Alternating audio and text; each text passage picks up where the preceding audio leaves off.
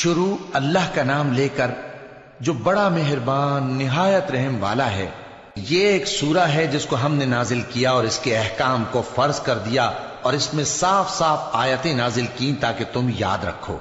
بدکاری کرنے والی عورت اور بدکاری کرنے والا مرد جب ان کی بدکاری ثابت ہو جائے تو دونوں میں سے ہر ایک کو 100 درے مارو،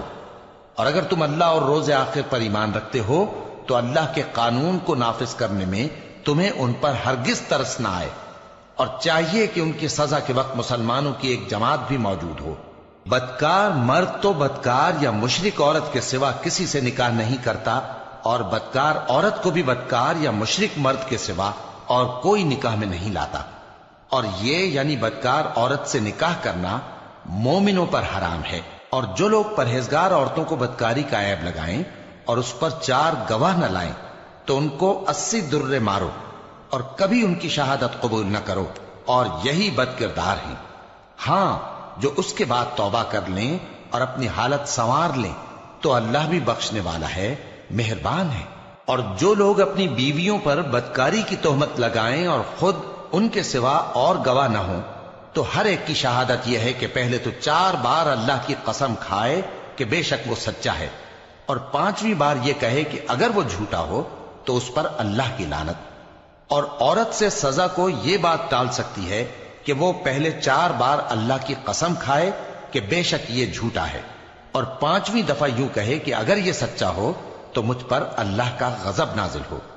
اور اگر تم پر اللہ کا فضل اور اس کی مہربانی نہ ہوتی تو بہت سی خرابیاں پیدا ہو جاتی۔ اور یہ کہ اللہ توبہ قبول کرنے والا ہے، حکیم ہے۔ جن لوگوں نے یہ بہتان باندھا ہے وہ تمہیں میں سے ایک جماعت ہے، اس کو اپنے حق میں برا نہ سمجھنا، بلکہ وہ تمہارے لیے اچھا ہے۔ ان میں سے جس شخص نے گناہ کا جتنا حصہ لیا اس کے لیے اتنا وبال ہے، اور جس نے ان میں سے اس بہتان کا بڑا بوجھ اٹھایا ہے اس کو بڑا عذاب ہوگا۔ جب تم نے وہ بات سنی تھی تو مومن مردوں اور عورتوں نے کیوں اپنے دلوں میں نیک گمان نہ کیا، اور کیوں نہ کہہ دیا کہ یہ کھلم کھلا بہتان ہے؟ یہ بہتان لگانے والے اپنی بات کی تصدیق کے لیے 4 گواہ کیوں نہ لائے؟ تو جب یہ گواہ نہیں لا سکے تو اللہ کے نزدیک یہی جھوٹے ہیں۔ اور اگر دنیا اور آخرت میں تم پر اللہ کا فضل اور اس کی رحمت نہ ہوتی تو جس شغل میں تم منہمک تھے اس کی وجہ سے تم پر بڑا سخت عذاب نازل ہوتا، جب تم اپنی زبانوں سے اس کا ایک دوسرے سے ذکر کرتے تھے اور اپنے منہ سے ایسی بات کہتے تھے جس کا تم کو کچھ بھی علم نہ تھا، اور تم اسے ایک ہلکی بات سمجھتے تھے، حالانکہ اللہ کے نزدیک وہ بڑی بھاری بات تھی۔ اور جب تم نے اسے سنا تھا تو کیوں نہ کہہ دیا کہ ہمیں شایع نہیں کہ ایسی بات زبان پر لائیں؟ پروردگار تو پاک ہے، یہ تو بہت بڑا بہتان ہے۔ اللہ تمہیں نصیحت کرتا ہے کہ اگر مومن ہو تو پھر کبھی ایسا کام نہ کرنا، اور اللہ تمہارے سمجھانے کے لیے اپنی آیتیں کھول کھول کر بیان فرماتا ہے، اور اللہ جاننے والا ہے، حکمت والا ہے۔ جو لوگ اس بات کو پسند کرتے ہیں کہ مومنوں میں بے حیائی یعنی تہمت بدکاری کی خبر پھیلے، ان کو دنیا اور آخرت میں دکھ دینے والا عذاب ہوگا، اور اللہ جانتا ہے اور تم نہیں جانتے۔ اور اگر تم پر اللہ کا فضل اور اس کی رحمت نہ ہوتی تو کیا کچھ نہ ہوتا، مگر وہ کریم ہے، اور یہ کہ اللہ نہایت مہربان ہے، رحیم ہے۔ مومنوں، شیطان کے قدموں پر نہ چلنا، اور جو شخص شیطان کے قدموں پر چلے گا تو شیطان تو بے حیائی کی باتیں اور برے کام ہی بتائے گا۔ اور اگر تم پر اللہ کا فضل اور اس کی مہربانی نہ ہوتی تو ایک شخص بھی تم میں پاک نہ ہو سکتا، مگر اللہ جس کو چاہتا ہے پاک کر دیتا ہے، اور اللہ سننے والا ہے، جاننے والا ہے۔ اور جو لوگ تم میں صاحب فضل اور صاحب مال ہیں وہ اس بات کی قسم نہ کھائیں کہ رشتہ داروں اور محتاجوں اور وطن چھوڑ جانے والوں کو کچھ نہیں دیں گے،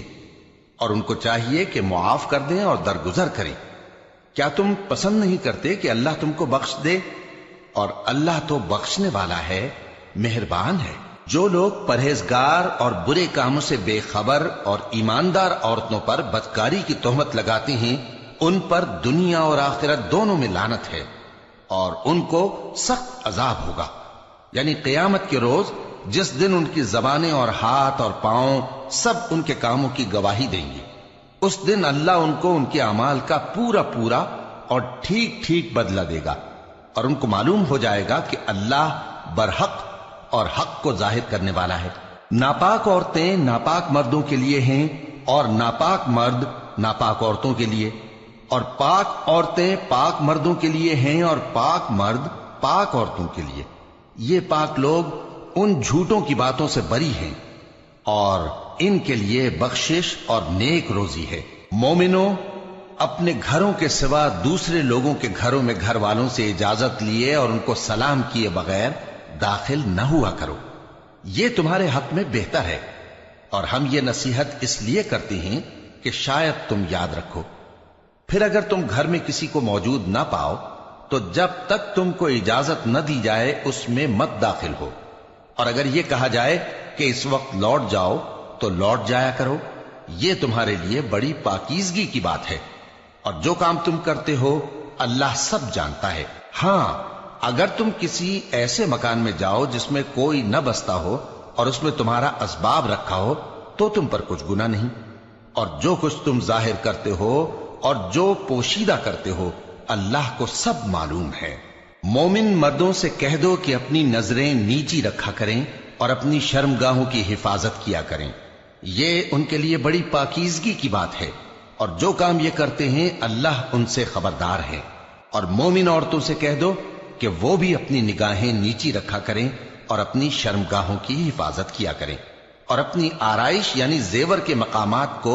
ظاہر نہ ہونے دیا کریں مگر جو اس میں سے کھلا رہتا ہو، اور اپنے سینوں پر اوڑھنیاں اوڑھے رہا کریں، اور اپنے خاوند اور باپ اور خسر اور بیٹوں اور خاوند کے بیٹوں اور بھائیوں اور بھتیجوں اور بھانجوں اور اپنی جیسی مومن عورتوں اور لونڈی غلاموں کے سوا نیز ان خدام کے جو عورتوں کی خواہش نہ رکھیں، یا ایسے لڑکوں کے جو عورتوں کے پردے کی چیزوں سے واقف نہ ہوں۔ غرض ان لوگوں کے سوا کسی پر اپنی زینت اور سنگھار کے مقامات کو ظاہر نہ ہونے دیں، اور اپنے پاؤں ایسے طور سے زمین پر نہ ماریں کہ جھنکار کانوں میں پہنچے اور ان کا پوشیدہ زیور معلوم ہو جائے۔ اور مومنوں، سب اللہ کے آگے توبہ کرو تاکہ فلاح پاؤ، اور اپنی قوم کی بیوہ عورتوں کے نکاح کر دیا کرو، اور اپنے غلاموں اور لونڈیوں کے بھی جو نیک ہوں نکاح کر دیا کرو۔ اگر وہ مفلس ہوں گے تو اللہ ان کو اپنے فضل سے غنی کر دے گا، اور اللہ بہت وسعت والا ہے، سب کچھ جاننے والا ہے۔ اور جن کو بیاہ کا مقدور نہ ہو وہ پاک دامنی کو اختیار کیے رہیں یہاں تک کہ اللہ ان کو اپنے فضل سے غنی کر دے۔ اور جو غلام تم سے مکاتبت یعنی مال دے کر پروانہ آزادی کی تحریر چاہیں، اگر تم ان میں صلاحیت اور نیکی پاؤ تو ان سے مکاتبت کر لو، اور اللہ نے جو مال تم کو بخشا ہے اس میں سے ان کو بھی دو۔ اور اپنی باندیوں کو اگر وہ پاک دامن رہنا چاہیں تو دنیاوی زندگی کے فوائد حاصل کرنے کے لیے بدکاری پر مجبور نہ کرنا، اور جو ان کو مجبور کرے گا تو ان بیچاریوں کے مجبور کیے جانے کے بعد اللہ بخشنے والا ہے، مہربان ہے۔ اور ہم نے تمہاری طرف روشن آیتیں نازل کی ہیں، اور جو لوگ تم سے پہلے گزر چکے ہیں ان کی خبریں اور پرہیزگاروں کے لیے نصیحت۔ اللہ آسمانوں اور زمین کا نور ہے، اس کے نور کی مثال ایسی ہے کہ گویا ایک طاق ہے جس میں ایک چراغ ہے، اور چراغ ایک قندیل میں ہے، اور قندیل ایسی صاف شفاف ہے کہ گویا موتی کا سا چمکتا ہوا تارا ہے۔ اس میں ایک مبارک درخت کا تیل جلایا جاتا ہے یعنی زیتون کا، کہ نہ مشرق کی طرف ہے نہ مغرب کی طرف۔ ایسا معلوم ہوتا ہے کہ اس کا تیل خواہ آگ اسے نہ بھی چھوئے جلنے کو تیار ہے، بڑی روشنی پر روشنی ہو رہی ہے۔ اللہ اپنے نور سے جس کو چاہتا ہے سیدھی راہ دکھاتا ہے، اور اللہ جو مثالیں بیان فرماتا ہے تو لوگوں کے سمجھانے کے لیے، اور اللہ ہر چیز سے واقف ہے۔ وہ قندیل ان گھروں میں ہے جن کے بارے میں اللہ نے ارشاد فرمایا ہے کہ بلند کیے جائیں اور وہاں اللہ کے نام کا ذکر کیا جائے، اور ان میں صبح و شام اس کی تسبیح کرتے ہیں۔ ایسے لوگ جن کو اللہ کے ذکر اور نماز پڑھنے اور زکوٰۃ دینے سے نہ سوداگری غافل کرتی ہے نہ خرید و فروخت، وہ اس دن سے جب دل خوف اور گھبراہٹ کے سبب الٹ جائیں گے اور آنکھیں اوپر چڑھ جائیں گی ڈرتے ہیں، تاکہ اللہ ان کو ان کے اعمال کا بہت اچھا بدلہ دے اور اپنے فضل سے زیادہ بھی عطا فرمائے۔ اور اللہ جس کو چاہتا ہے بے حساب رزق دیتا ہے۔ اور جن لوگوں نے کفر کیا ان کے اعمال کی مثال ایسی ہے جیسے میدان میں ریت کہ پیاسا اسے پانی سمجھے، یہاں تک کہ جب اس کے پاس آئے تو اسے کچھ بھی نہ پائے اور اللہ ہی کو اپنے پاس دیکھے تو وہ اسے اس کا حساب پورا پورا چکا دے، اور اللہ جلد حساب کرنے والا ہے۔ یا ان کے اعمال کی مثال ایسی ہے جیسے گہرے سمندر میں اندھیرے جس پر لہر چڑھی چلی آتی ہو اور اس کے اوپر اور لہر آ رہی ہو اور اس کے اوپر بادل ہو، غرض اندھیرے ہی اندھیرے ہوں، ایک پر ایک چھایا ہوا، جب اپنا ہاتھ نکالے تو کچھ نہ دیکھ سکے۔ اور جس کو اللہ روشنی نہ دے اس کو کہیں بھی روشنی نہیں مل سکتی۔ کیا تم نے نہیں دیکھا کہ جو لوگ آسمانوں اور زمین میں ہیں اللہ کی تسبیح کرتے رہتے ہیں، اور پر پھیلائے ہوئے پرندے بھی، اور سب اپنی نماز اور تسبیح کے طریقے سے واقف ہیں، اور جو کچھ وہ کرتے ہیں سب اللہ کو معلوم ہے، اور آسمان اور زمین کی بادشاہی اللہ ہی کے لیے ہے اور اللہ ہی کی طرف لوٹ کر جانا ہے۔ کیا تم نے نہیں دیکھا کہ اللہ ہی بادلوں کو چلاتا ہے، پھر ان کو آپس میں ملا دیتا ہے، پھر ان کو تہ بتہ کر دیتا ہے، پھر تم دیکھتے ہو کہ بادل سے مے نکل کر برس رہا ہے، اور آسمان میں جو اولوں کے پہاڑ ہیں ان سے اولے نازل کرتا ہے، تو جس پر چاہتا ہے اس کو برسا دیتا ہے اور جس سے چاہتا ہے ہٹا رکھتا ہے۔ اور بادل میں جو بجلی ہوتی ہے اس کی چمک آنکھوں کو خیرہ کر کے بینائی کو اچ کے لیے جاتی ہے۔ اللہ ہی رات اور دن کو بدلتا رہتا ہے، اہل بصارت کے لیے اس میں بڑی عبرت ہے۔ اور اللہ ہی نے ہر چلنے پھرنے والے جاندار کو پانی سے پیدا کیا، تو ان میں سے بعض ایسے ہیں کہ پیٹ کے بل چلتے ہیں، اور بعض ایسے ہیں جو 2 پاؤں پر چلتے ہیں، اور بعض ایسے ہیں جو 4 پاؤں پر چلتے ہیں۔